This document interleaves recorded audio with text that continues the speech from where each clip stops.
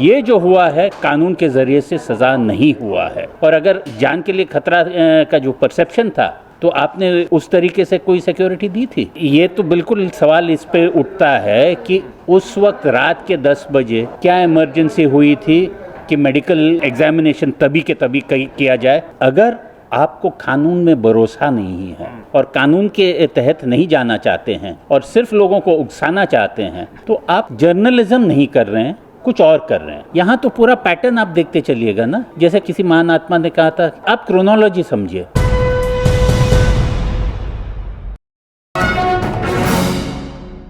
हमारे साथ इस वक्त बातचीत करने के लिए सीनियर एडवोकेट संजय हेगड़े साहब मौजूद हैं। संजय जी, सवाल ये है कि अतीक अहमद का जो पूरा मामला सामने आया, जिसमें अशरफ और अतीक को जिस तरह से गोली मार दी गई, हत्या कर दी गई, सबसे पहले आपकी प्रतिक्रिया जानना चाहता हूँ। एक वकील होने के नाते आप उस पूरे घटनाक्रम को कैसे देखते हैं? देखिए, उस समय अतीक और अशरफ दोनों हिरासत में थे। जब हिरासत में थे तो अगर उनको कोई गोली मार देता है तो प्रशासन पे सवाल उठता ही है और प्रशासन जवाबदेही का हकदार है। तो ये जो हुआ है, it is in a sense a breakdown of the rule of law.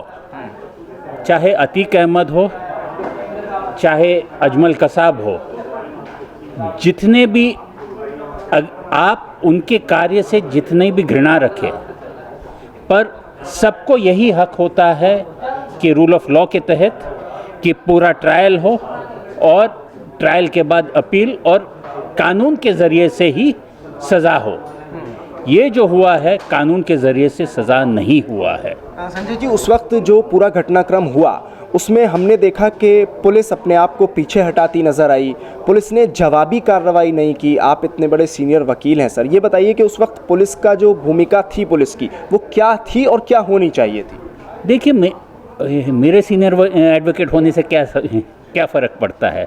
प्रशासन ने ही माना है कि कुछ गलती हुई है, क्योंकि कुछ 5 या 6 पुलिस अफसर को अभी सस्पेंड किया है।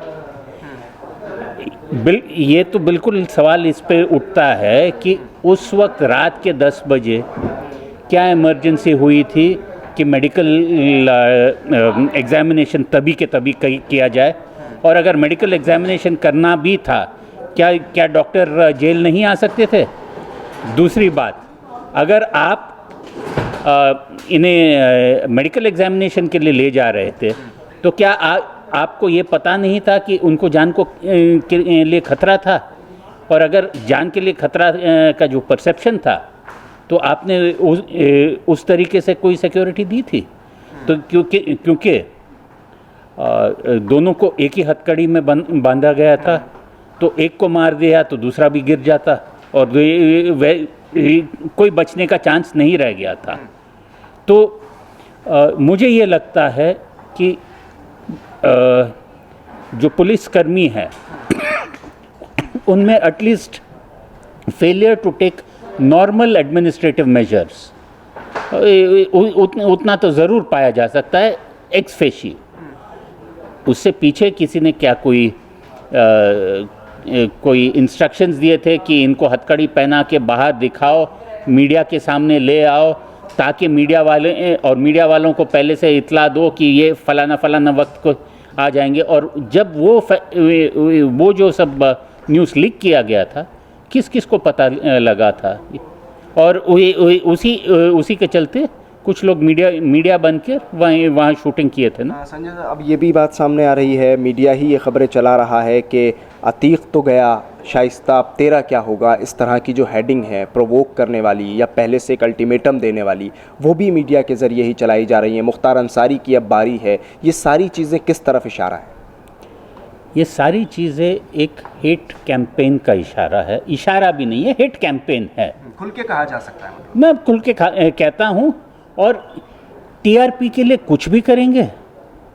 देखिए, अगर आपको कानून में भरोसा नहीं है और कानून के तहत नहीं जाना चाहते हैं और सिर्फ लोगों को उकसाना चाहते हैं तो आप जर्नलिज्म नहीं कर रहे हैं, कुछ और कर रहे हैं।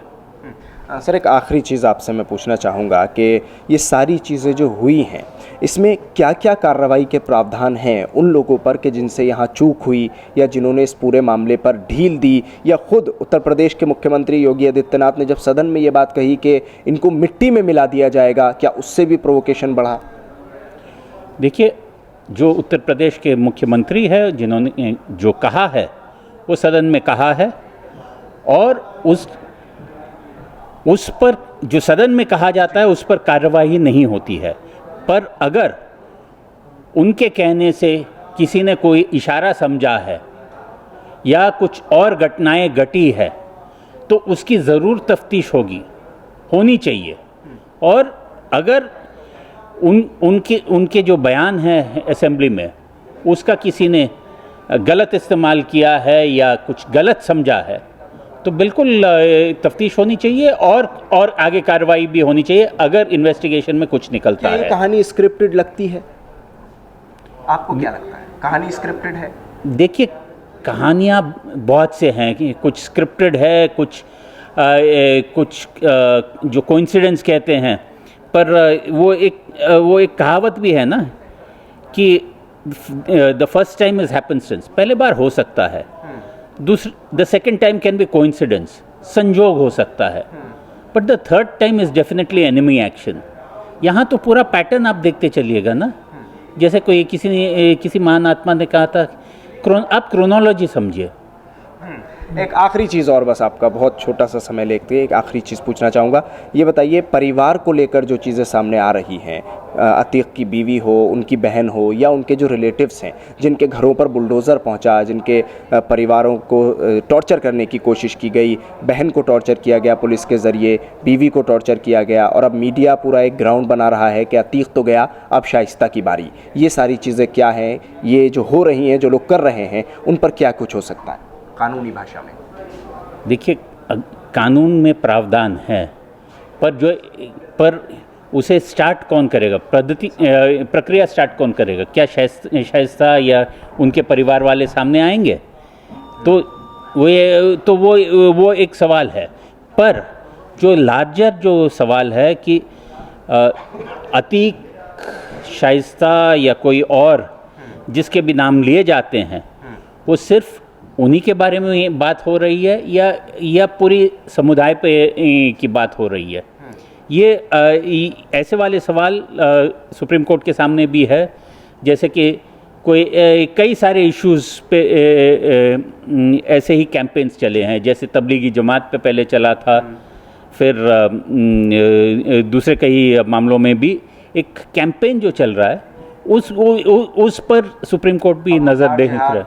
लैंड जिहाद, ये सारे चल रहे हैं। ये तो पहले शुरू हुआ था यूपीएससी जिहाद वाले सवाल केस से, उसके बाद तबलीगी जमात वाला केस भी चला, और बहुत सारे वैसे मामले आजकल सुप्रीम कोर्ट के सामने हैं अभी भी।